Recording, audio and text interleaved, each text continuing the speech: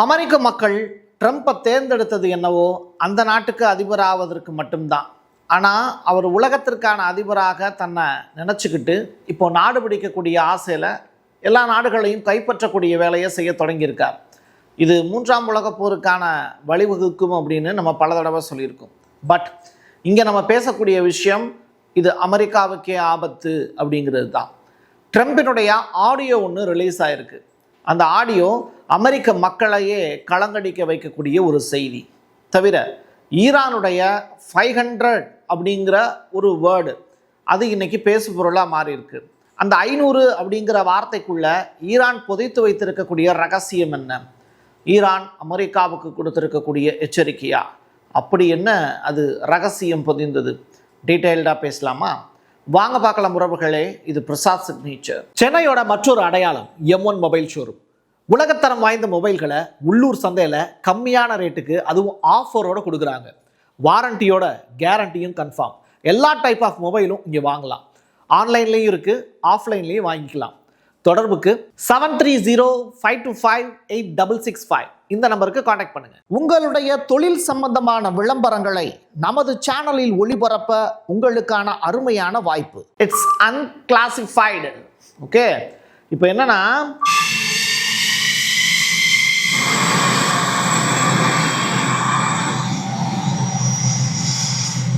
அமெரிக்காவினுடைய விமானம் கிளம்பி சிரியாவை நோக்கி பறக்குது.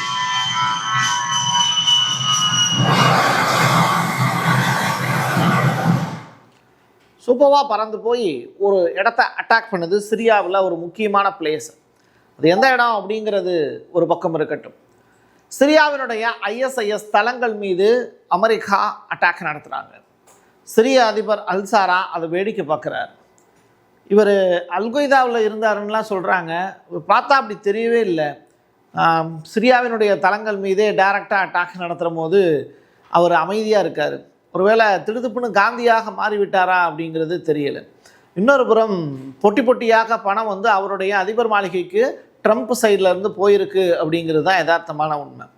அப்போது ISISங்கிறவங்க என்ன நல்லவங்களா என்ன?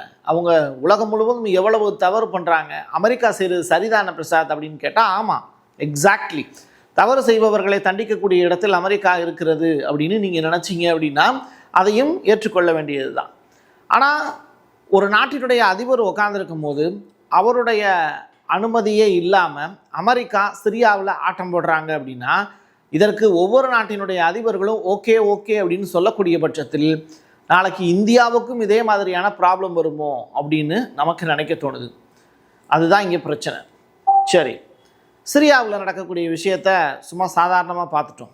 பட் கனடாவில் நடந்திருக்கக்கூடிய சம்பவத்தை அவ்வளவு எளிமையாக நம்மளால் கடந்து போயிட முடியாது. ஏன்னா இங்கே போராட்டம் அப்படிங்கிறது ஈரானியர்கள் நடத்துகிறாங்க. ஈரானியர்கள் தங்களுடைய பொருளாதார மந்த நிலை தன்னுடைய நாட்டில் இருக்குது அப்படின்னும் ஆட்சி மாற்றத்துக்கு எதிராக அவங்க குரல் கொடுக்குறாங்கன்னு ஒரு பிரிவினரும், இல்லை எங்களுக்கு முல்லாக்களுடைய ஆட்சியை தொடரட்டும் அப்படின்னு கம்யூனியவர்களுக்கு ஆதரவாகவும் ஒரு குழு இருக்காங்க. ஆனால் நாடு கடந்து இப்போது கனடா அப்படிங்கிற நாட்டில் ஈரானியர்கள் லட்சக்கணக்கானோர் நடத்தி இருக்கக்கூடிய ஒரு பேரணி. இந்த பேரணியில் இடம்பெடுத்திருக்கக்கூடிய வாசகங்களும் அவங்க வச்சிருக்கக்கூடிய கொடியும் தான் இப்போ பேசுபொருளாக மாறி இருக்கு. ஈரானுடைய இளவரசர் இந்த ரைசா பக்லவி அப்படின்னு சொல்லுவாங்க அவருடைய பேர். ஈரானில் ஒரு பீரியடில் ஷாக்களுடைய ஆட்சி இருந்தது இல்லையா? 1979க்கு பிறகு அது மாறிடுச்சு. இப்படிப்பட்ட நிலையில் இவருக்கு ஆதரவாக கனடாவில் போராட்டம் நடத்தப்படுது. ஈரானில் ஆட்சி மாற்றம் தேவை. அதே நேரத்தில் இவங்களுடைய கொடி இந்த சிங்கம் ப்ளஸ் வந்து சூரியனோடு சேர்த்து அவங்க ஒரு கொடி வச்சுருப்பாங்க, இளவர ஷாக்களுடைய பரம்பரை. அந்த கொடியோட இப்போ வந்து ஈரானியர்கள் போராட்டத்தில் ஈடுபடுறாங்க. ரெண்டாவது இந்த ரைசா பக்லவி அப்படிங்கிறவர் டிவி முன்னாடி ஃபாக்ஸ் நியூஸில் வந்து இன்டர்வியூ கொடுத்தார். ஜூலை மாதம் 1978 நான் நாடு கடந்து அமெரிக்காவுக்கு வந்தேன் என் நாட்டை விட்டுட்டு. மறுபடியும் இந்த 2026 ஜூலைக்குள்ளே நான் ஈரானில் போய் உட்காருவேன் அப்படின்னு நான் நம்புகிறேன் அப்படின்னு பேட்டி கொடுத்துருக்காரு. ஃபாக்ஸ் நியூஸில் இன்டர்வியூ எடுத்திருக்கக்கூடிய நபர்களும் அடுத்ததாக நம்முடைய சந்திப்பு ஈரானில் இருக்கும் அப்படின்னு நாங்களும் நம்புகிறோம் அப்படின்னு சொல்கிறாங்க.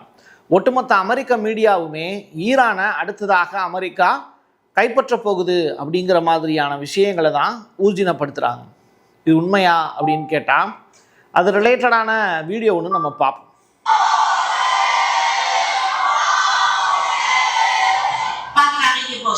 ஈரானிய மக்கள் நடத்தக்கூடிய போராட்டம். சரியா? அதாவது இந்த மாதிரியான போராட்டங்கள் தொடர்ச்சியாக ஈரானில் நடந்துக்கிட்டு இருக்கு. ஆட்சி கவிழ்ப்பு வேணும் வேணும். இதை செய்கிறது யாருன்னா மொசாட் உளவாளிகள் ஈரானுக்குள்ளே புகுந்துட்டாங்க. ஒருத்தர் 2 பேரால் எப்படி இவ்வளோ பெரிய மாசான ஒரு ப்ராட்டஸ்ட்டை ஆர்கனைஸ் பண்ண முடியும் பிரசாத் அப்படின்னு கேட்டால், இங்கே நம்ம ஊரில் ஜல்லிக்கட்டு அப்படின்னு ஒரு போராட்டம் நடந்தது. அதை போலீஸாரால் கடைசி நாள் வரைக்கும் உடைக்க முடியல, மாணவர்களுடைய கண்ட்ரோலில் இருந்துச்சு. பட் ஈரானில் கலவரக்காரர்கள் உள்ளே போடுறாங்க. மொசாட் உளவாளிகள் ஒன்று சேர்ந்து அந்த போராட்டத்தை வழி நடத்துகிறாங்க. அப்போது இந்த கலவரக்காரர்களால் ஒரு 3 வயது மெலினா அப்படின்னு சொல்லிட்டு ஒரு குழந்தை கொல்லப்படுது. ஆக்சுவலி நான் ஒப்பீடு அப்படிங்கிறதே தவறு. இங்கே நடந்த ஜல்லிக்கட்டு போராட்டத்தையும் ஈரானில் நடக்கக்கூடிய விஷயங்களையும் பொருத்தி பார்ப்பது அப்படிங்கிறது ஏற்புடையது அல்ல. ரைட்டா?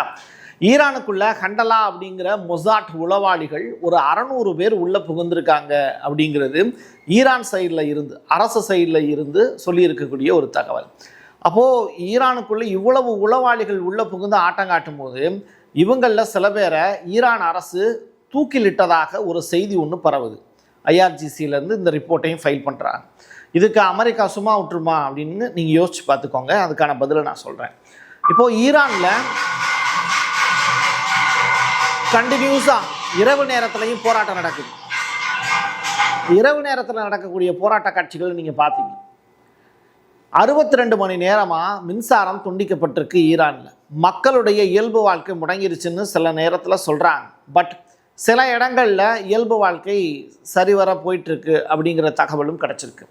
ஆட்சி கவிழ்ப்பதற்கான சதிதான் அப்படிங்கிறத ஈரானிய அதிபர் பெஜஸ்கியான் அவர்கள் ஸ்டேட்மெண்ட்டாக கொடுத்துருக்காரு. ஈரானுக்கு செல்லக்கூடிய விமான சேவை கத்தார், UAE உள்ளிட்ட இடங்கள்லேருந்து, துபாயிலேருந்து வரக்கூடிய ஃப்ளைட்ஸ் எல்லாத்தையும் கேன்சல் பண்ணிட்டாங்க. ஈரான் அரசு ஒரு இடத்துல இருந்து இன்னொரு இடத்துக்கு மூவ் பண்ணக்கூடிய அந்த அக்சஸ் அப்படிங்கிறத கேன்சல் பண்ணிட்டாங்க. ஸோ ஏன் அப்படின்னா மொசாட் உளவாளிகள் தப்பிக்கக்கூடும் அப்படிங்கிறது தான். அவங்கள உள்ளேயே வச்சு லாக் பண்ணி அவங்கள முடிச்சு விடுறது தான் ஈரான் அரசினுடைய திட்டம். ஸோ அது ரிலேட்டடாக கிட்டத்தட்ட எனக்கு தெரிஞ்ச அளவில் 600 பேர் நான் சொல்லியிருந்தேன். அதில் 200 பேருக்கு மேலே அவங்களுடைய சோழியை முடிச்சிட்டாங்க அப்படிங்கிற தகவல் அன்அஃபிஷியலாக கிடச்சிருக்கு. சரி, ஈரான் பார்லிமெண்ட்டில் அந்த நாட்டினுடைய ஸ்பீக்கர் ஒருத்தர் ஸ்பீச் கொடுக்குறார். அமெரிக்காவுக்கு மிரட்டல் விடுக்கிறார். எங்கள் மீது தாக்குதல் நடத்தினால் மத்திய கிழக்கில் உள்ள அமெரிக்க கப்பல் பற்றி எரியுண்டா அப்படின்னு மிரட்டுறாரு. அது மட்டும் இல்லை, இஸ்ரேலும் இராணுவ முகாம்களும், அமெரிக்காவினுடைய இராணுவ முகாம்களும் மிடில் ஈஸ்ட் ஏரியாவில், கத்தாரில் உள்ளிட்ட இடங்கள்லாம் இருக்குல்ல, அந்த இடங்கள் எல்லாமே பற்றி எரியும் பார்த்துக்கோ அப்படின்னு மிரட்டல் விடுக்கிறாங்க அமெரிக்காவுக்கு. இதை பார்த்துக்கிட்டு இருக்கக்கூடிய ட்ரம்ப் சும்மா விடுவாரா அப்படின்னு ஒரு கொஸ்டின் இருக்குல்ல. சரி, ஃப்ளைட்டில் போயிட்டு இருக்கும்போது அவர்கிட்ட ஒரு இன்டர்வியூ கேட்குறாங்க. பக்கத்திலேயே அமெரிக்காவினுடைய செய்தி தொடர்பாளர் கரோலினும் கூட நிற்கிறாங்க.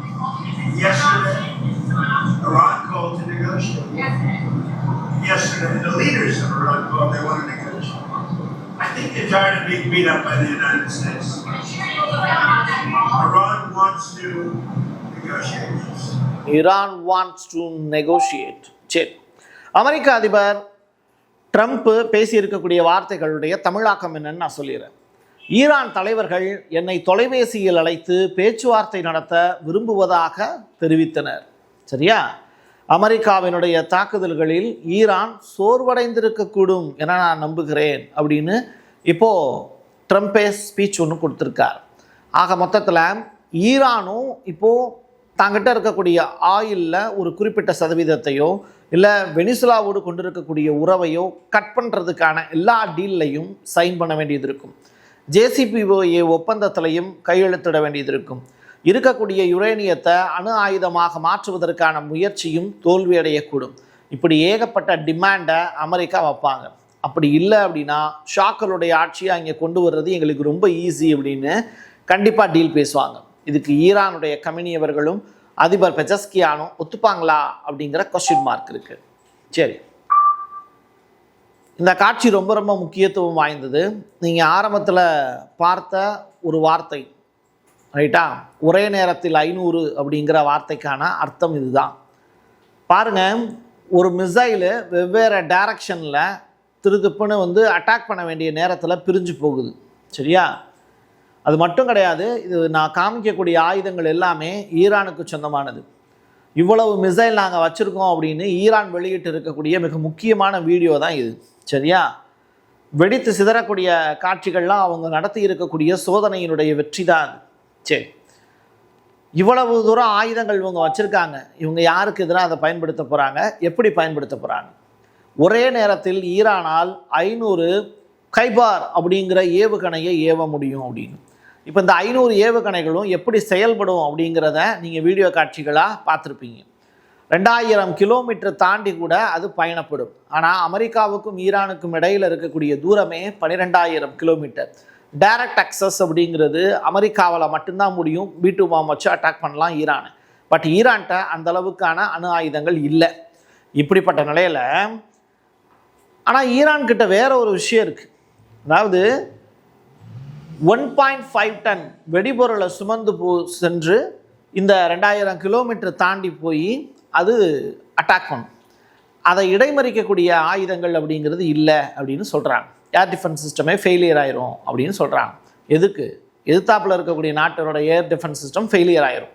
அதே நேரத்தில் இந்த ஏவுகணை எதனால் அப்படி அட்டாக் பண்ண முடியாமல் இருக்குது அப்படின்னா, போய் வெடிக்கக்கூடிய நேரத்தில் மல்டிபிள் டைமென்ஷனில் வெவ்வேறு ஆயுதங்களாக அது பிரிஞ்சு போயிடும் அப்படின்னு சொல்கிறாங்க. பிரிஞ்சு போய் அட்டாக் பண்ணும் அப்படின்னு. அப்படின்னா என்ன? அதுக்கு பேர் கொத்து குண்டுகள்னு கூட சொல்லலாம். அப்படிப்பட்ட ஆயுதங்கள் ஈரான்கிட்ட இருக்குது. ஸோ ஈரான் இஸ்ரேல் மீது தாக்குதல் நடத்தி ஒரு பெரிய அட்டாக்கை செய்வதற்கு வாய்ப்பு இருக்குது. எப்போ? அமெரிக்கா எங்கள் மேலே தாக்குதல் நடத்துனாங்கன்னா. சரி, இப்படிப்பட்ட நேரத்தில் ட்ரம்பினுடைய ஆடியோ ஒன்று லீக் ஆகிருக்கு. யூஎஸ் காங்கிரஸ் சபையில் அவர் பேசியிருக்கக்கூடிய விஷயங்களும் செனட்டு சிண்டிகேட்டில் அவருக்கு மதிப்பிழக்கக்கூடிய விஷயங்களும் அரங்கேறியிருக்கு. வெளிநாட்டில் இருக்கக்கூடிய ஒரு அதிபரை நீ தட்டி தூக்குற அளவுக்கு நீ ஒன்றும் பெரிய அப்பாட்டாக்கர் இல்லை, இனிமேல் அப்படி செய்யக்கூடாது அப்படிங்கிறதையும் யூஎஸ் காங்கிரஸ் சபை அறிவுரையாக கொடுத்துருக்காங்க. ஆனாலும் இந்த ஆடியோ இப்போது வேற ஒரு டைமென்ஷனில் பேசு பொருளாக மாறி இருக்கு. என்னன்னு பார்ப்போம். It looks like there seem to be some people killed that aren't supposed to be killed. These are violent. If you call them leaders, I don't know if they're leaders or just they rule through violence. But we're looking at it very seriously. The military's looking at it, and we're looking at some very strong options. We'll make a determination. Okay. இப்போ அவர் என்ன சொல்றாரு? Iran எங்களுடைய சிவப்பு கோட்டை, எங்களுக்குன்னு ஒரு red line இருக்குல்ல, அதை தாண்டி அவங்க வந்துட்டாங்க. கொல்லப்படக்கூடாத நபர்களை அவர்கள் கொன்று விட்டார்கள். யார்? யூதர்களை கொண்டுட்டாங்க. யார்? ஈரான் கொண்டுட்டாங்க அப்படின்னு இப்போது அவங்க சமிக்கை கொடுக்குறாங்க. நான் தான் சொன்னேன், 200 பேருக்கு மேலே பிடிச்சி வச்சு அவங்கள க்ளோஸ் பண்ணிட்டாங்க ஈரான் அப்படின்னு. ஏன்னா அவனுடைய நாட்டில் வந்து உளவு தகவல் சேகரிக்க வந்தான்னா அவன் சும்மாவாக இருப்பான். ஆட்சி கவிழ்ப்புக்கே வந்து நீ ஏற்பாடு பண்ணுற அப்படின்னா ஈரான் தலைவர்கள் எப்படி சும்மா இருப்பாங்க? அப்போ முடிச்சு விட்டாங்க. இந்த நேரத்தில் நான் நெதன்யாகு சொன்ன ஒரு வார்த்தை ஒன்று நான் உங்களுக்கு சொல்ல விரும்புகிறேன். ஒரு யூதனுடைய உயிர் அப்படிங்கிறது 40 அமெரிக்கர்களுடைய உயிருக்கு சமமானது அப்படின்னு சொல்கிறாரு. எப்படி பாருங்கள், எல்லாருமே மனுஷங்க தான். ஆனால் ஒரு யூதன் செத்து போனான்னா 40 அமெரிக்கர்கள் செத்து போனது மாதிரி அப்படிங்கிற ஸ்டேட்மெண்ட்டை நெதன்யாகு சொன்னார். அப்போ இதோ என்னப்பாடு நிச்சயமாக ட்ரம்ப்புக்கு இருக்கும்ல. அப்போ 200 பேருக்கு மேலே கொலை பண்ணிட்டாங்க அப்படிங்கிற ஒரு செய்தி, மொசாட் உளவாளிகள் கொலை செய்யப்பட்டாங்கன்னா யார்? அவங்க யூதர்கள் தானே. அப்போ ட்ரம்ப்புக்கு எவ்வளோ கோபம் வரும்? ஸோ அதுதான் அந்த இடத்துல நடந்திருக்கு. நாங்கள் சில கடினமான வழிகளை தேர்வு செய்வோம் அப்படின்னு நான் நினைக்கிறேன் அப்படின்னு ட்ரம்ப் வந்து யூஎஸ் காங்கிரஸில் இந்த ஸ்டேட்மெண்ட்டை கொடுத்துருக்காரு. இது ரொம்ப பெரிய அளவில் வைரலாக சுற்றிக்கிட்டு இருக்கக்கூடிய ஒரு ஆடியோ. அதை தான் உங்களுக்கு நான் ப்ளே பண்ணி காமிச்சேன். சரி, இப்படிப்பட்ட நிலையில்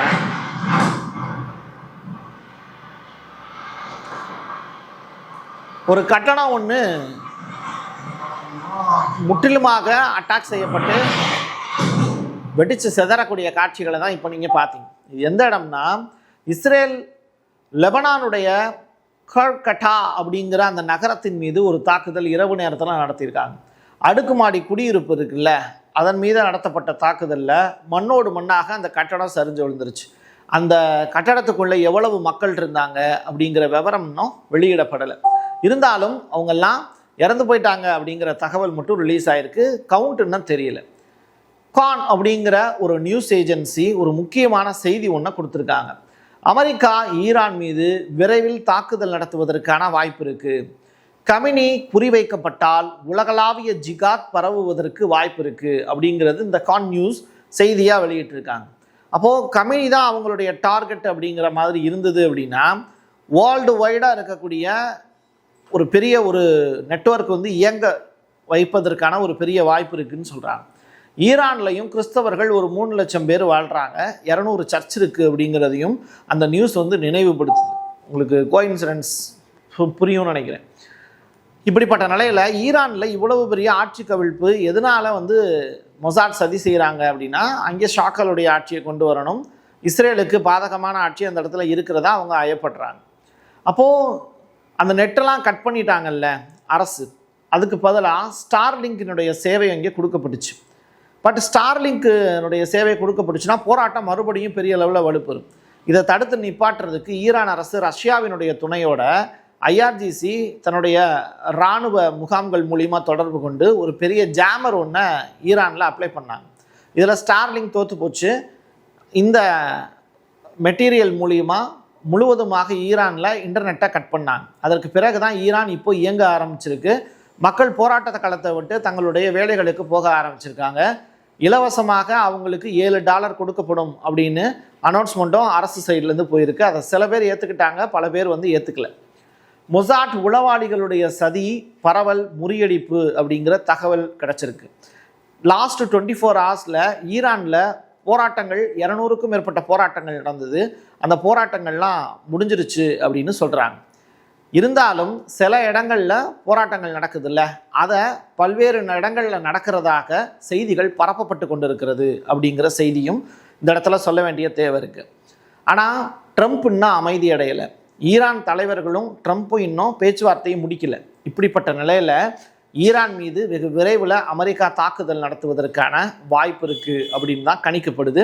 அந்த டேட் எப்போ அப்படிங்கிறது தான் அடுத்த கட்ட செய்தியாக நம்ம சொல்ல போகிறோம்.